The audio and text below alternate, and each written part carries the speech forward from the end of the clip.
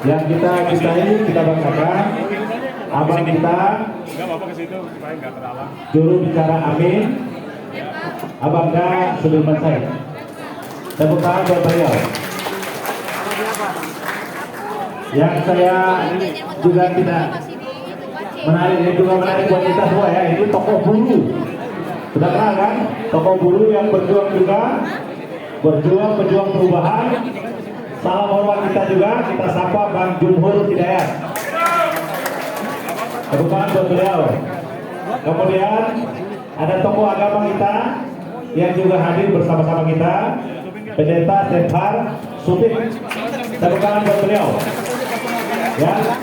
Kemudian ada Pak Laude Ida, tokoh yang menggagas Jurkam Perubahan, ya, sebagai ketua tim pengarah. Dan tokoh muda kita, anak muda kita yang nggak ada takutnya. Kalau bicara di media sosial itu nggak ada takutnya. Kenal kan? Faisal Asegaf. Beliau sebagai koordinator Jurkam Perubahan. Kemudian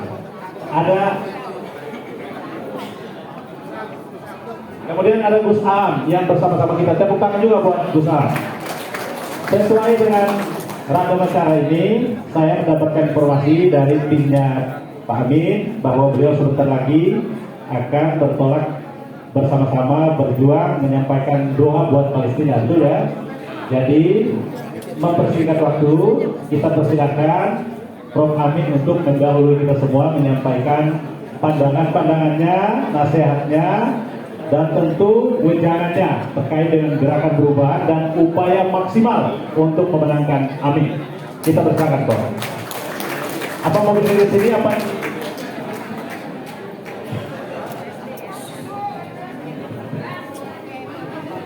Assalamualaikum warahmatullahi wabarakatuh.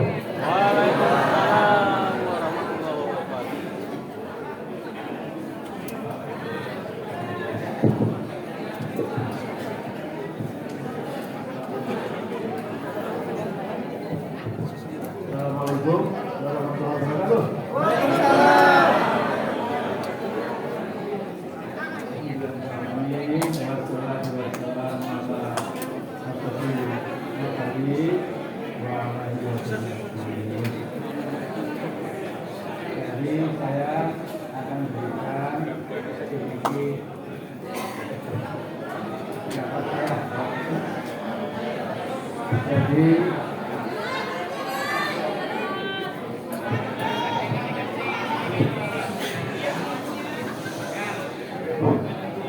Jadi saya ingin mengingatkan, saya jadi ketua MPR itu dari tahun 99 sampai 2004.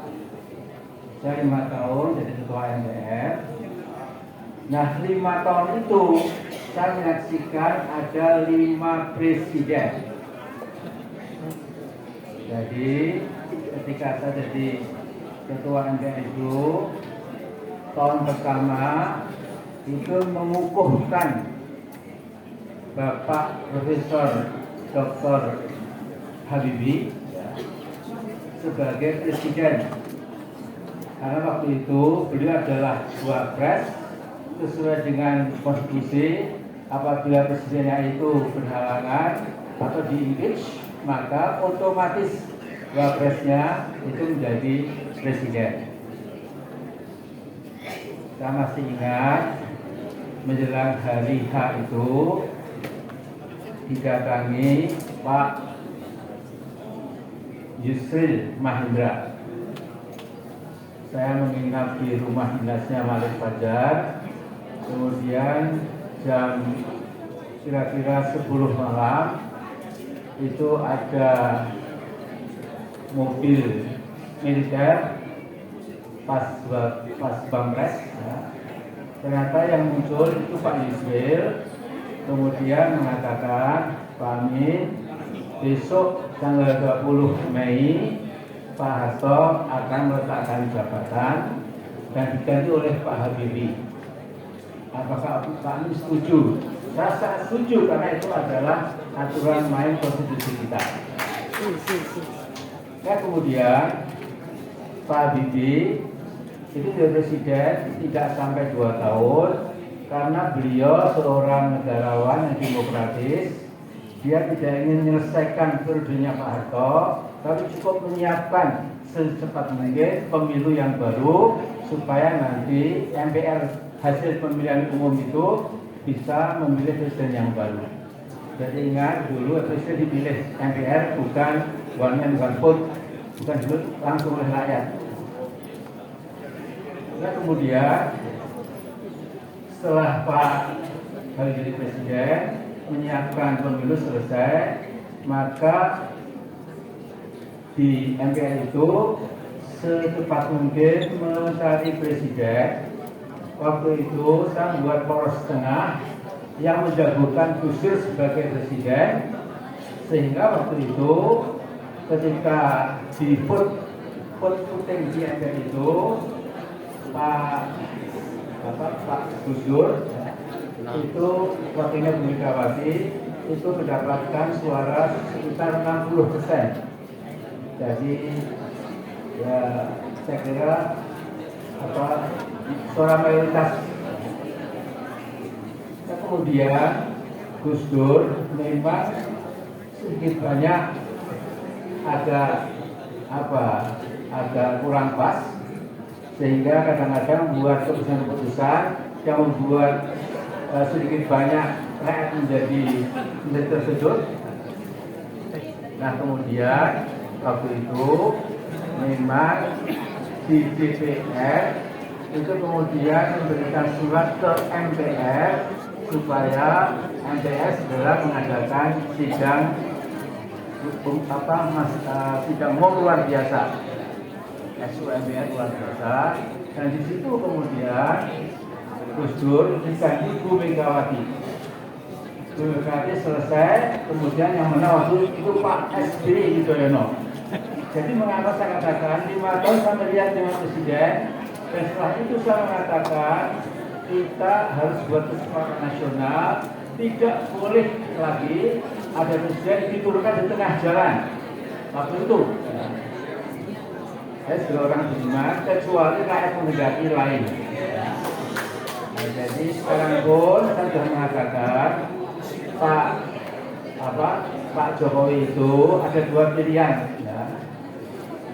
Berhenti dari jabatannya sesuai dengan aturan konstitusional, atau memilih sesuai dengan qadar Allah. Kalau qadar Allah itu sebelum tahun 2024 besok Oktober akan ada gerakan people power yang menghentikan Pak Jokowi yang sekarang dikenal sebagai nepotis besar, sebagai pelopor dinasti ugal-ugalan. Saya mengatakan berpikir seperti itu punya namanya logika edan dan logika Buddha. Nah, karena itu terpulang kepada kita sekalian, nanti beliau akan menyampaikan visi masing-masing, tapi muaranya saya kira sama. Ya. Jadi Mr. Jokowi, are you going to stick to the constitutional rules of the game, atau Anda membangkang, kemudian rakyat terpaksa menghentikan air tengah jalan. Nah, saya kira people power ini tidak boleh dianggap anti demokrasi, karena pada akhirnya rakyat memegang kedaulatan.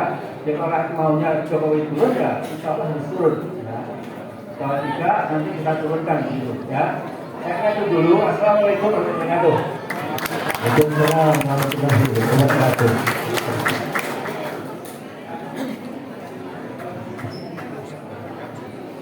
Baik, terima kasih Prof. Ayahanda Amin Rais sudah menyampaikan tausiahnya kepada kita semua. Selanjutnya kami mengundang dengan hormat Dr. Laudi Ida. Ini Ketua Tim Pengarah Jurkam Perubahan.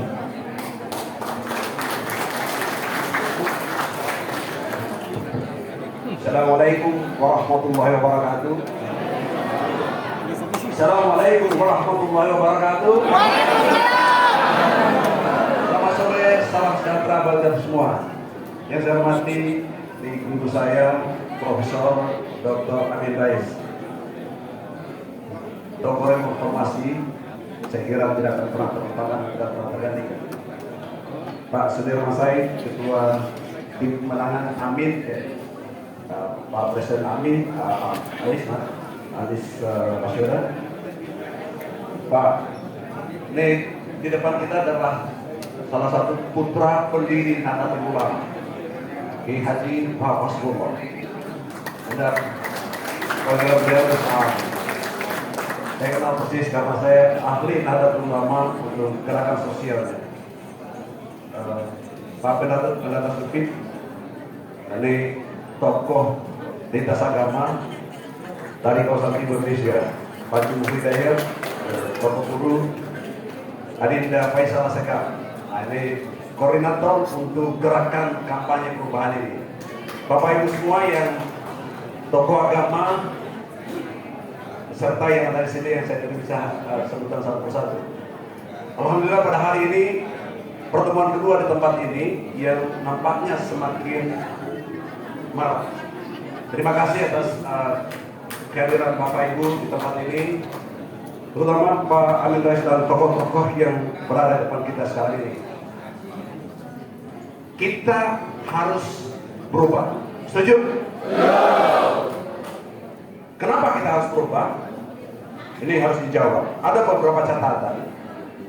Karena kita tidak perlukan lagi, tidak boleh lagi berada dalam pemerintahan seperti sekarang ini. Setuju? Pertama kali dalam sejarah Indonesia, rezim yang memecah belah bangsanya. Dari awal Gus Dur bergerak dan ini difasilitasi dalam tanda kutip oleh oknum-oknum yang berkuasa. Mau lanjut seperti itu? Tidak boleh. Ini mengancam disintegrasi bangsa. Jadi kekuasaan yang kemudian melahirkan perpecahan itu harus diakhiri. Setuju? Yang pertama. Yang kedua, untuk pertama kali dalam sejarah reformasi di Pak Amin Rais, ya, tokoh utamanya Pak Amin Rais, Gus Dur almarhum juga. Itu pertama kali ada pelemahan sistematis untuk penegakan hukum negeri ini. KPK dilemahkan luar biasa. Akibatnya pemerintahan korup dan yang beruntung adalah kelompok yang kalau rezim yang sedang berkuasa. Setuju seperti itu? Tidak setuju. Yang ketiga, ini hanya ketiga. Untuk pertama kali dalam sejarah bangsa ini, seorang rezim, satu rezim yang akan melahirkan kekuasaan dinasti. Kalau kita biarkan pemerintahan ini untuk berkuasa, maka sampai 50 tahun bahkan 100 tahun ke depan kita akan berada dalam rezim satu kelompok keluarga yang akan terus mewariskan kekuasaan dari masa ke masa. Setuju seperti itu? Nah, ini bahaya. Ini akan menciptakan disintegrasi bangsa. Kita bisa bayangkan Pak Amin, Prof. Amin, kalau ini dipertahankan, maka Indonesia ke depan akan terjadi disintegrasi.